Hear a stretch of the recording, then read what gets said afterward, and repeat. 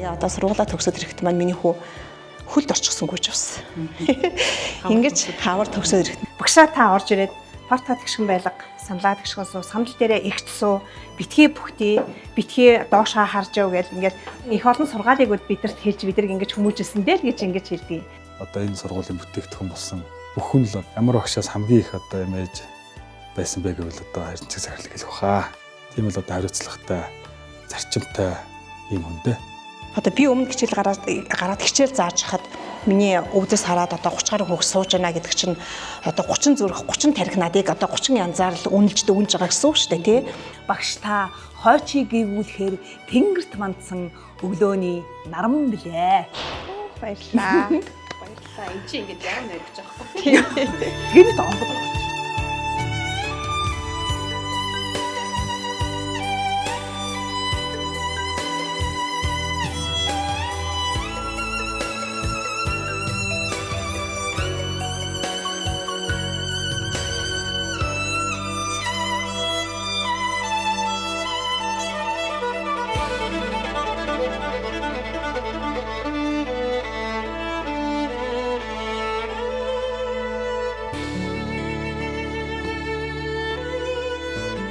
Сайн бацхан үзэгчтэй миний тухай хүрэг нэвтрүүлгийн ээлж дугаар та бүхэнд хүрэхэд бэлэн боллоо. Тэгэхээр энэ удаагийн нэвтрүүлгийн зочноор Дорнот аймгийн Сэргэлэн сумын ерөнхий боловсролын сургуулийн захирал Эрдэнэ Цэцэг өргөдөн оролцож байна. Тэгэхээр танд бас энэ өдрийн мэндийг хүргэе.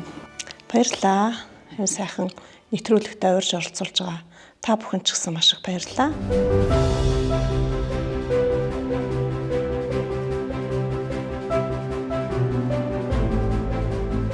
Би угаасаа л Сэргэлэн сумын уул хөвгт. За 1973-аас 81 онуудад энэ сумын ерөнхий боловсролын сургуулийг төгссөн. За тэгээд тэр үеийн зарчмаараа л Чойсон хотын 10 жилийн 1-р сургуульд очиж ахлах анги буюу одоо 9-10 дугаар ангиад төгсөж байлаа. Тэгээд конкурсанд орж Монгол Улсын их сургуулийн математикийн ангийг авч 5 жил суралцаад математикийн багш мэргэжлэр төгссөн. За багш мэргэжлийг эзэмшээд тухайн нөгөө илгээлтийн эзэд гэдэг шиг та бүхнийг бас хуваарлаад явуулдаг гэсэн шүү дээ Тийм. Сум руу. Тэгэхээр таны хувьд бас өссөн нутагтаа хуваарлагдана гэдэг бол маш том хадас авч байна тий. Тийм одоо сургуулаа төгсөөд одоо математикийн багш гэдэг мэргэжлийг эзэмшээл тэр сургуульд очсон. За 1988 он гэдэг бол одоо бодоход бол ер нь нэлээд хол санагдчихэв. Нийгэм маань мэдээж биднийг сургасан. За тэгээд эх орны хаан таны хэрэгцээт газар байна. Тэрлөө нь бол томилдог яг л ийм зарчмаар явдаг байсан. Эргэж ирээд одоо өөртөө мөн хичээл зааж байсан тэр багш нартайгаа мөр зэрэгцээд ингээд ажиллана гэдэг бол сүрдмээр ч юм шиг гэхдээ л их бахархмаар ийм сайхан санагдаж байсан. Тэгээд 4-р ангид орсон шинэ ангийг авчиж үлээ. Тэг яг мэдээж шинэ багш шинэ хүүхдүүдтэйгээ одоо анхны хичээлээ заана гэдэг бол ер нь сэтгэл их тодхон байдаг шүү дээ одоо. Тэгээ анхныхаа эцэгхийн хурлыг хийснээр би бас их сайн сандаг. Ер нь одоо ангийнхаа хүүхдүүдийн эцэгт нь юу гэж хэлэх вүлээ гэдгээ ер нь бүхэл өдөржингөө боловсруулж цаасан дээр бичиж одоо маш их юм биччихээд ингээд эцэг хурлыг хийгээд эхлэхэд л миний бичсэн юм дуусч байсан. Тэгээ би эндээс юу гэж бодож исэн бэ гэхээр багш хүн зөвхөн хүүхдтэй биш юм байна. Эцэг ихтэй бас ажиллах ёстой юм байна. Тэхийн тулд нөгөө хичээлээ бэлддэгтэйгээ адилхан эцэгхийн хуралд ёстой байгуу бэлдэх ёстой юм байна шүү л гэдэг ийм ойлголтыг тэр үед авчиж үлээ. Ур чадварын уралдаан гэж багш нарын дунд одоо явагддаг байлаа. Тэгээд тэр үед бол одоо бага ангиас одоо миний би дунд ангиас захирал маань одоо сургуулиасаа шалгараад хоёулаа ингээ ур чадварын уралдаанд аймагт нэгэн жил одоо оролцож байлаа. Манай захиралч айгүй гоё юм эмх цэгцтэй эмийг айгүй гоё ингэж юм эмх цэгцтэй гоё дараалтай нямбай ингээд явдаг аахгүй. Тэгээд хоёул яг ингээд сайхан бэлдээд ингээд орж исэн. Ингээд тэр жилдээ бол багш маань төрүүлчихсэн. Яаж хичээлээ бэлдэх үү? Яаж хүүхдүүдэд хүргэх үү? За тэгээд олон багшар бол хичээл дээр сууж одоо миний хичээлд үнэлгээ дүгнэлт өгнө. Тэгээ олон үзүүлэлтээр үнэлэн дүгнэн маш бол ийм сайхан уралдаан байсан. За одоо бол яг ур чадварын уралдаан гэж бол байхгүй. Яг одоо бол тий ер нь бол Хойд айгүй чухал оролтоо байсан баха багш нарын тий. багш нарын бол хамгийн чухал оролтоо байсан. Тэгэхээр боловсролын салбарт бол 40 хэдэн жил ажилласан шүү дээ тий. Ялангуяа энэ сургуультаа бүр байнгын одоо ажилласаар өдийг хүрсэн. Тий одоо бид нар бол одоо төрд ажилласан хугацаа, улсад ажилласан хугацаа гэж ярьдаг. Тэгээд математикийн багшаас нь эхлээд даа сургалтын менежер, захирлын албыг ингээд арчиж байна. Сайн байцгаана уу гэдэг те?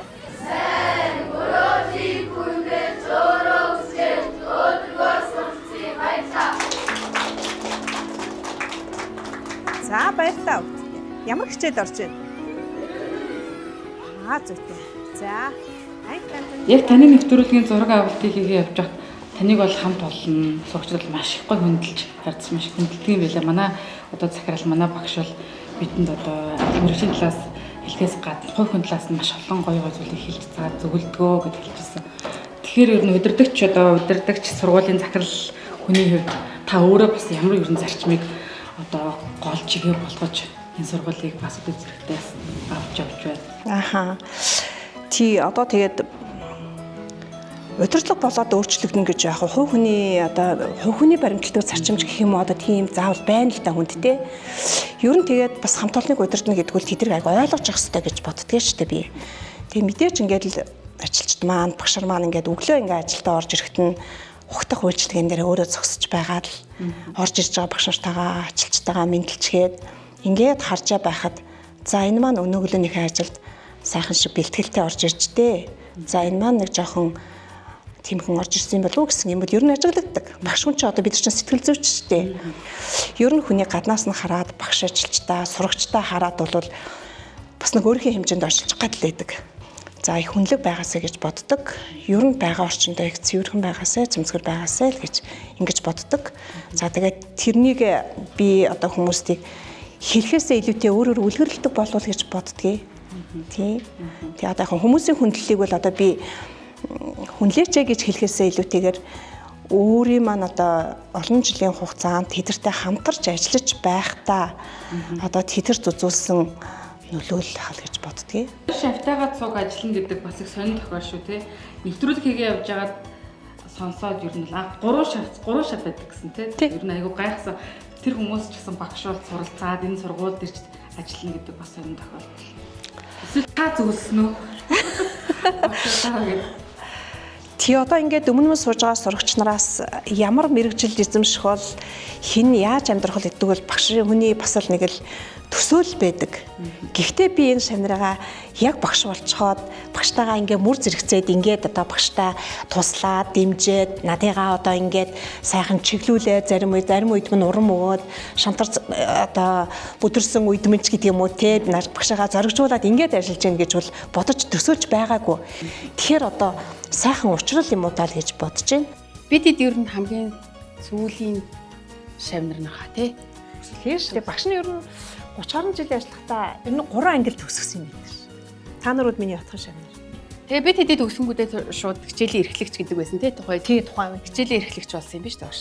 Тэгээд бид хэд чинь төгсөж яваад одоо их сургуулаа төгсөөд тэгээд ажлын гараагаа эхлэх гээд тухайн тус сургуультай хүрээд ирсэн чинь ангийн багш маань захирал болсон байсан. Тэгээд үнэхээр гоё санагдчихсэн. Яг нөгөө гэртээ ирж байгаа юм шиг тийм ээж авдаа ирж байгаа юм шиг тийм санагдчихсэн. Багшийн одоо мэрэгжлийг өвлж авсан хэд хэдэн шавнар байдаг хаа тий. Тийм шүү дээ. Эрдэнэтийн айн саран гэрэл байна. Эрдэнэтийн айн тий. Одоо чулууна. Тий чулууна байна. Бас ариун цэцэг байна. Яг математика бол бас 2-3 өнд өвлүүлчих. Багш мэрэгжлийг бол зөндөө олон улсуудад өвлүүлжтэй ер нь тий. 2007 онд бид хэд ажилд орсон гэдэг чи одоо бараг багш 18 жил хамт ажиллаж шүү дээ. Тийм биш. Таны одоо ажиллаж байгаа тэр одоо дүр зурагч юм уу, таны бие авч байгаа байдал, таны одоо ажил мэргэжлийн урчлалыг хаад бас багш болёо гэж бодсон ч юм билүү. Тий. Тэгээ би тэр 3 шавтайгаа ингэж хамт ажиллаж байгаадаа үнэхээр их сэтгэл хангалуун байдаг. Та мэдээж одоо энэ цогцооныг ашиглаад сайхан 3 шавьдаа ажилт нь бас өндөрөөс өндөр амжилтыг хүсэн өрөөе. Та нарын маань одоо дэмжлэг, туслалцаа одоо багштай үзүүлж байгаа халамж, хайр гэдэг бол одоо үнэхээр хэмжээшгүй байдаг шүү. Багш нь одоо үргэлж энийг чинь санаж ингэж баярлаж явдаг шүү гэдгээ хэлье.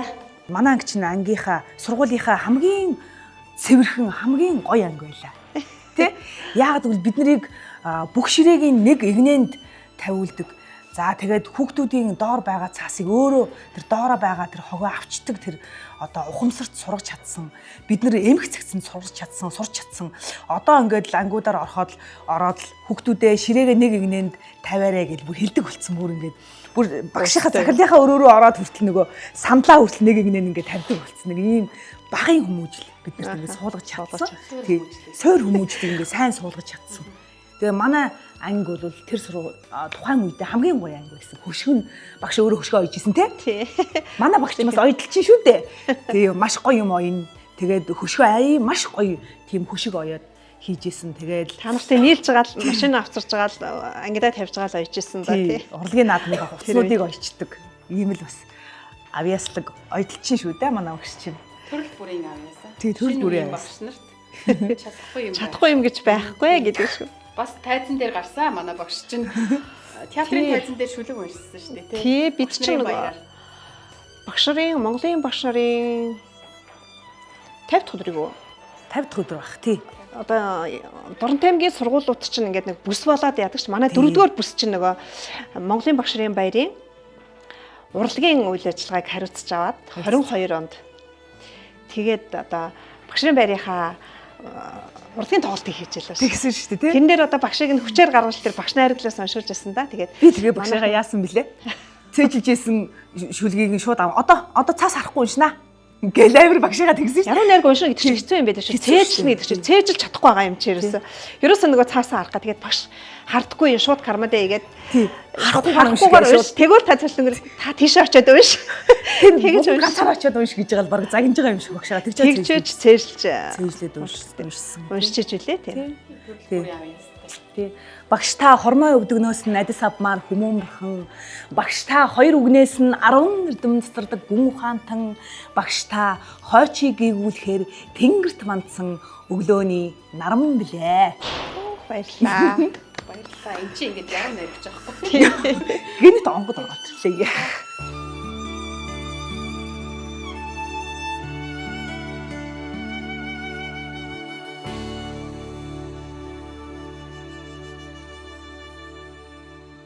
Тэгэхээр хүний амьдрал гэдэг ер нь бол дандаа тийм дардан шулуун байдаггүй шүү дээ. Тэгэхээр хүний хувьд бас таны амьдралд нөлөөлж байсан тийм бас хүн байдаг бах. Одоо таныг урам өгөх ч юм уу, зоригжуулах ч юм уу, танд итгэл найдвар гэдгийг бас харуулж ирсэн тийм хүмүүс байсан баг тийм. Тийм хүнийхээ талаар бас та дурсаж яриа. Таны яриад бас үзэгчд маань авах зүйлийг авах хэрэгтэй. Тэгэл яах вэ? Ер нь цаг үе олсон бэлэг гэхүү одоо өглөг гэдэг хүнд маш их өндөр сэтгэлийг өгдөг штэ. Ер нь тэгээд хүний амьдралд мартагддаггүй ийм сайхан зүйлийг өгдөг. За залуу үеийнхэн бол энийг аюу сайн мэддэг болчихсон. За би нэлээд дээхэн үеийнхээ дурсамжаас ярив. Манайд урс хэлний оюун багш гэж байсан. Одоо оюун багш маань гавьяаныхаа амралтанд гарсан олон жил болж байна. Тэгээ тэр багш маань бид нар ч хөдөө штэ. Хөдөө орон нутагт ажилладаг болсон чинь аргэрийн ажил гэдэг чинь бас л зөндөл байна штэ. Аргал усаа оруулах зөөхөөс эхлүүлээд би яг хөдөөний усад бол аргалт хөдөг байлаа. Одооны хүүхдүүд бол мэдхүл үү одоо ямар бол тоо. Нэг удаа би за мэдээж одоо гэр бүлийнхэн тэгэл явна штэ. Аргалт түгээд ингээд яг ирсэн чинь манай тэр орс хэлний оюун багш маань Брэд хүн нэг гой талах барьдаг байж лээ. Тэгээ оюун багшийн талах гоё шүү гэд ингээд дурсдаг байсан. Тэгээ одоо тэрнийг мэл сонссон юм болов.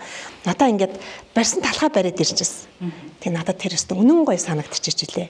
Яагаад гэвэл магадгүй би ингээд аргал түгээд нилээ ядарсан байсан байх. Яг тэр үед маань ингээд өгсөн учраас их сайхан санагдчихсэн. Тэгээ оюун багш маань нэвтрүүлгийн маань үзвэл дандаа тэр үед маш их баярлж байсан шүү гэдгийг одоо дахин хэлмээр байна. Монгол улсын ерөнхийлөгчийн зарилгаар хөдөлмөрийн гавьяаны улаан тугийн отонгоор Сэргэлэн сумын ерөнхий боловсролын сургуулийн захирал Бүрэг Дорчин Эрдэнэ цэцэг таныг шагнасан байна. Танд баяр хүргэе.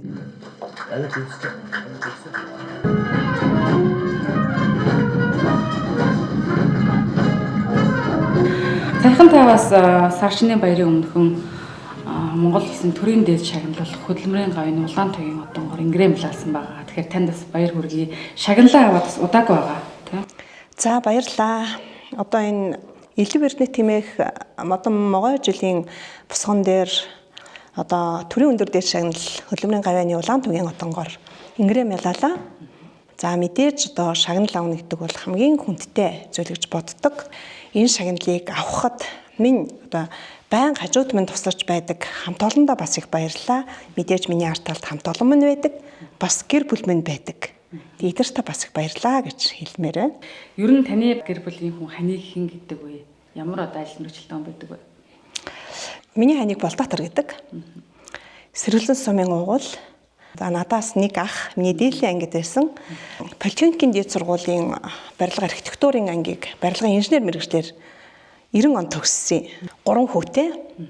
Сургуулаа төгсөөд боловсрол эзэмшээд одоо бүгдээрээ төр улстай ажиллаад ингэ явж байгаа л ийм сайхан 3 хүүтэй. Хэдэн насны зөрүүтэй танаа 3 хүү? Одоо ер нь том нь хэдтэй гэсэн үг лээ? 5 жилээр төгсдөг байлаа шүү дээ их сургуулийг. 4-р курсээ төгсөөд том хүүгээ гаргасан.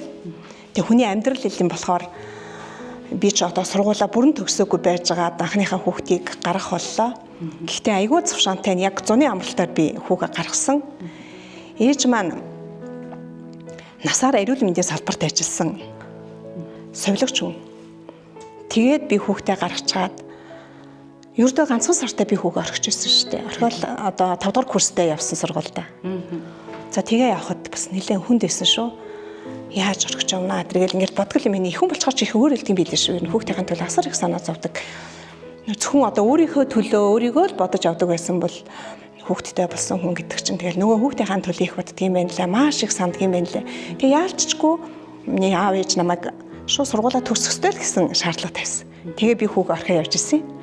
Тэгээд 5 дугаар курст яг бидрийг очиход бол нөгөө багшлах дадлага эхэлсэн. Бас их нийттэй юм болдог байлаа. Одоо Монгол 3 дугаар сургуультай бид нар дадлага хийж байлаа. Тэгээ мэдээж би хүүгээ шууд хөхүүлж агаад явсан хүн чинь одоо сүүмэн татраагүй байсан. 1 цагийн хичээл 45 минут үргэлжилдэг байлаа. Тэгэл 56 хоногийн дадлага хийжсэн. Тэгэл 1 цагийн хичээл орчхоор завсрал хонх дуургүй юу? Маш урдангүйгээл гардаг байж лээ. Тэгээд шууд нойлынх нь одоо угаалтар өрөөнд нь ороод л маш хурдан саачгаа тэгээ эргэж буцаж дараагийнхаа хичээлд ордог. Ингэж 1 жилийг одоо авсан. Тэгээ одоо сургуулаа төгсөд ирэхэд маань миний хүү хөлд орчихсонгүй ч бас. Ингэж хавар төгсөд ирэхэд. Тэгээд аав ээж дээрээ хүүгээ орхичоод сургуулаа төгсөөд ингээд ирж ирсэн. Тэгээ би боддгийн. Хүний аав ээж гэдэг одоо байнга л өөр хүүхдийнхаа сайн сайхны төлөө явж идэг. Таны одоо арыг дааж үлдсэн хамгийн том төшиг толгуур гэсэн үг шүү дээ. Тэглгүй яадгийн тий. Одоо би 5 ачтай болцоод байж байна.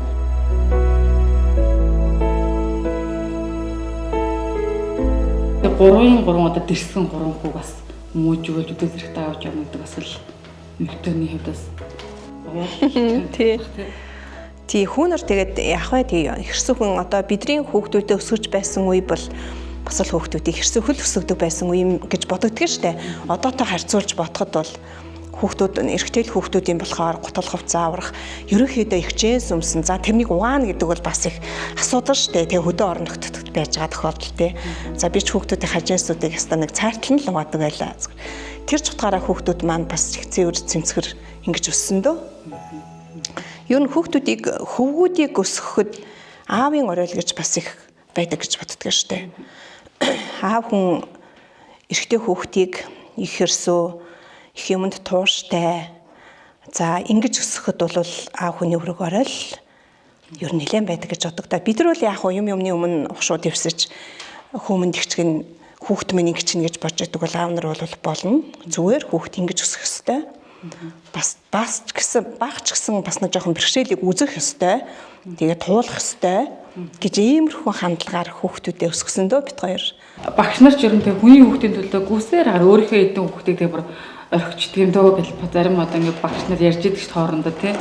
Ер нь тэгээд ажиглаад анзаараад тахад багш нар маань бүгд л голцоо тийм л юм шиг байдаг тий. Тий, нэр л яг тэгдэж шүү. Надад ч гэсэн ерөн зур хүн амьдралдаа эргээд харахад бүх юм сайхан байна гэж байхгүй шүү дээ тий. Тэр үед нь ингэдэг байжтэй гэсэн ийм бодол төрөх зөндөө байдаг. Яг ингээд харьцуулаад тогтоход яг сая өөрийг чи хэлснээр нэрэл хүүхдийнхээ боловсролын төлөө сурлагын төлөө бид нар муу анхаарч ирсэн санагддаг шүү дээ одоо. Гинт одоо нөгөө өдөржингөө хүний хүүхдийн төлөө ингээд юм зааж ирчгээл яг гэртээ орж ирэл дахиад нөгөө өөрийнхөө хүүхдүүдэд нөгөө хичээлийг нь бариад ингээд суулгаал заана гэдэг бас их төвхтэй санагддаг байсан. Би бас тоорч хүний ярилцлага өгч ирснийг бас үзчихсэн. Өдөржингөө ингээд хоол хийчихэл хоолны үнэрт ингээд байж гал гэртээ ирэл 20 хоолыг нэгдэг бол бидэрт бол аюу тийм хэцүү байсан гэж ярьж байгааг би сонсч байсан. Яг тэрнтэй адилхан багш хүнд ч гэсэн яг ийм бас бэрхшээл ч юм уу зовлон ч юм байдаг гэж би боддог. Таны ээж аавын талаар бас яриулмаарсан. За тэлгүй яах вэ? Аль нутаг усны хүмүүс байдаг. Би чинь аав ээжээс 11 үлээ. Өнөр өтгөө хайшуутай. Тий. Би ч айлын одоо дундах хүүхэд юм уу да. Ээж маань бол насаараа эмнэлгийн салбарт, эрүүл мэндийн салбарт ажилласан. Сувилагч мэрэгчлээ ийм хүн байсан. Аав маань бол одоо бас хариуцлагатай албыг хашиж ирсэн хүн байсан. Харамсалтай аав маань их залуухан бас ертөнцийн өмнөх хүсийг үзүүлсэн. Ээж маань их хүчрэхэг их сайхан эмэгтэй байсан. Тэгэл аав ээж маань энд бодвол одоо тэгэл тэр үед яс болох юм. Энд ажиллагээл ирж исэн байл. Хөлбөрсөн бас ирж исэн. Аав маань их мундаг хүн байсан шүү. Яг биднийг одоо 7 настай болоход яаж игээл бид нар Улаанбаатар хот руу ингэж авч явдаг хүн байсан. Хотод очиод юу хийдэг вэ гэхээр бүх музейг үзүүлдэг, бүх хөшөөнүүдийг үзүүлдэг. За тэгээд заавал нэг ресторанд орж бидэрт хоол идүүлдэг. Ийм хүн байсан. За тэгээд би бол тэрнийг аюул сайн сандгийн одоо намайг ингээд нэг авч явсан би 7 настай. Тэгээ яг л тэр өмнөх ахын гэгч нарын маань авч явсан тэр уламжлалаараа биднийг ингээд хөшөөнүүдийг бүгдийг үзүүлээд одоо музейнүүдийг үзүүлээд ингээд явдаг байсан. Тэгээ нацагт орчин хөшөө та нар мэдэх байх одоо найрамдал цэцэрлэг төрөлөнд байдаг шүү дээ. Ийм суугаа хөшөө байдаг шүү дээ тий. Тэрэн дээр очиод надад ингээд яг тайлбарлаж өгч ирсэн.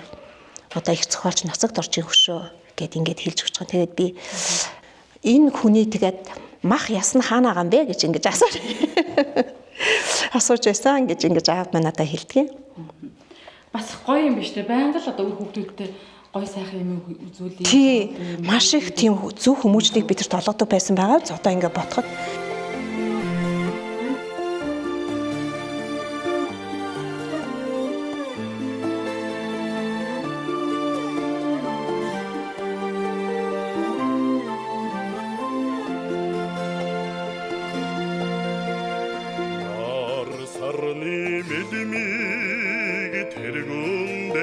За 1939 онд одоо хөвгөн сум гэж байжгаад 1961 онд Хэрлэн баян сумтай нэгдэж Сэргэлэн сум гэж энэ Сэргэлэн хараат уулын өвдөр байгуулагдчихсан ийм түүхтэй юм байна лээ.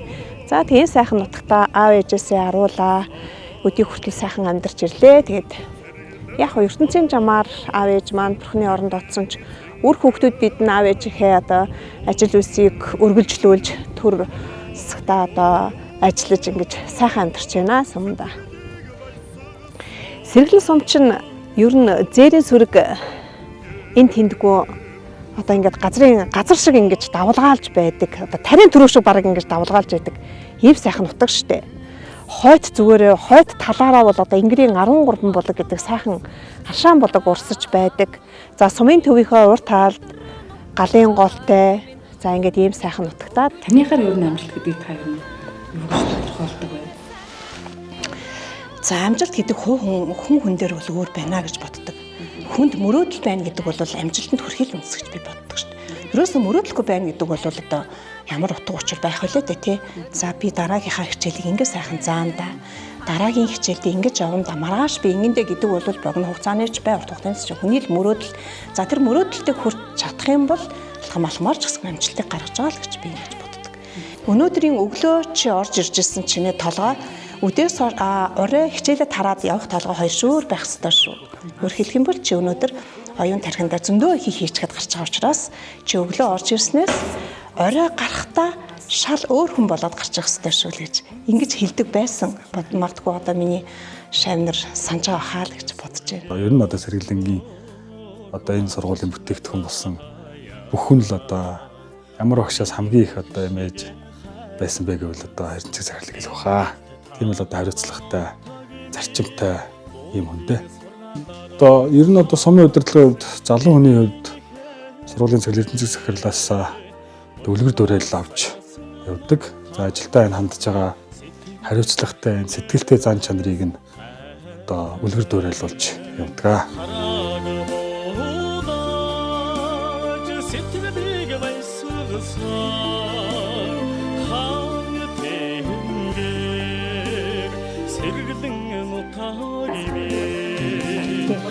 За магадгүй эмэгтэй үе юм чинь цэвэрхэн байх хэрэгтэй, цэмцгэр байх хэрэгтэй гэдэг үүднээсээ за хувь хүний чанар маань ч гэсэн ер нь тийм нэлээд цэвэрхэн байх, орчныг их тоглог, тухтай, цэмцгэр байлгахыг бол маш их хичээдэг. Тийм ч утгаараа миний төгсгсөн шавнар одоо ч хүртэл ярьдаг. Багшаа та орж ирээд порта тэгшгэн байлга, саналаа тэгшгэн суу, санал дээрээ игт суу, битгий бүхтий, битгий доошоо харж яв гэл ингээд хувь хүний чанарыг тодцсон их олон сургаалыг бол бидэрт хэлж бидрэг ингэж хүмүүжүүлсэн дээ л гэж ингэж хэлдэг. Дотор байранд амьдарч байгаа хүүхдүүд ч гэсэн бас их цэвэрхэн сайхан амьдрах ёстой шүү дээ. Тийм учраас дотор байранд маань амьдарч байгаа хүүхдүүдээ ч гэсэн бас цэвэрхэн сайхан орчиндоо тогтой өөрийгөө цэвэрхэн авчгаад ингэж амьдрах талаар нь бас л хувь хүний зүгээс үлхийг хэлж явдаг да. За надыг сурчих үед одоо энэ сургуулийн маань залгаа зүүн талд нь ийм чулуун хантай ийм байшин байсан. Сургууль байсан. Сургуулийн барилга байсан. Одоо мэдээж одоо он цаг улирах тусам юм маань хуучирч дараа дараагийнхаа байшин савд одоо байраас тавьж өгчээ шүү дээ. Одоо энэ сургууль маань амралтаа авцсан. Одоо энэ сургуулийн маань суурин дээр 160 хүүхдийн хүчин чадалтай ийм баг сургуулийн барилга баригдахгаа суурин тавьчаад явж байгаа шүү. Хэдүүлээ бас ямар ч хэлсэн шинэ барилга эхлүүлчихлээ. Ямар шинэ сургуульд ажиллаж үзэх нь байна хүн бол төрснөх тийм ээ. Багштайгаа хамт ажиллаж үзлээ. Тэгээ манай одоо Сэргэлэн сумын сургууль бол одоо сумдын сургуулиуданд юм үлгэр жишээ байгаа. Энэ жилийн үед гэхэд одоо улсын төсвийн хөрөнгө оруулалтын 3.9 тэрбум төгрөгийн хөрөнгө оруулалтаар 160 хүүхдийн баг сургуулийн барилга баригдаж байгаа. Тэгэхээр энэ одоо сургуулийн одоо зураг төсвийг хийлгэх, за мөн одоо улсын төсвөөр тавиулахад бол бид хамтарч ажиллаж одоо ингээд 80 жилийн түүхтэй Инкий боловсролын сургууль маань одоо шинэ байранда эх хонд одоо орох болж байгаа. 160 хүүхдийн суудалтай баг сургуулийн өргөтгөлийн барилгын суурийг тавьчихад одоо он дамжаад барилга маань баригдаад явж байгаа. Ерөнхийдөө сүүлийн үед бас багшлах боловсон хүчин ч гэсэн ховордож байна. Манай ч гэсэн дутагдaltaй багш байж лээ.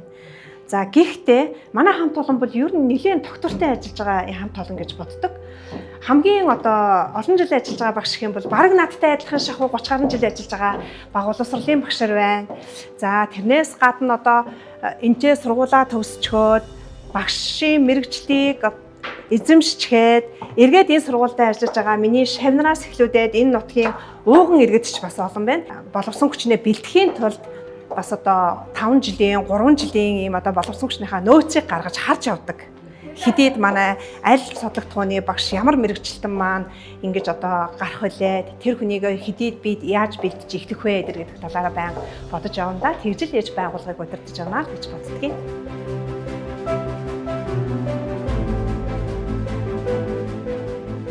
89 онд сургуулийн маань 50 жилийн ой болж байсан.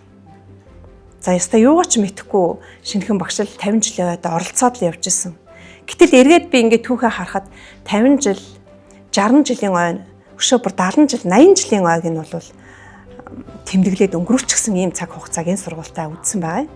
Бүх багш ажилчдаа суулгаж байгаад бүжийнх нь гутлыг хүртэл оюулж байлаа шүү дээ тий. Бүжгийн гутал, бүжгийн хувцснууд, за тэгээ урилга бүх юмыг тэр үед гараар хийдэг байсан. Та нар санаж гэнэ нөгөө ганцхан өнгөт принтертэй тэрэн дээрээ нөгөө календар хэвлээд тэгээд тэрнийг өөрсдөө ингээд нөгөө холбоод тэгээд нөгөө төгсөгчтэй өөх бэлгээ бэлтжижсэн аа. Гараараа хийжсэн. Тэгэж хийжээж байлаа нэр бид. За бидний ярилцлага энэ хүрээд өндөрлөж байна. Тавирлага хүлээн авч бас сайхан яриа өрнүүлсэнд танд баярлалаа.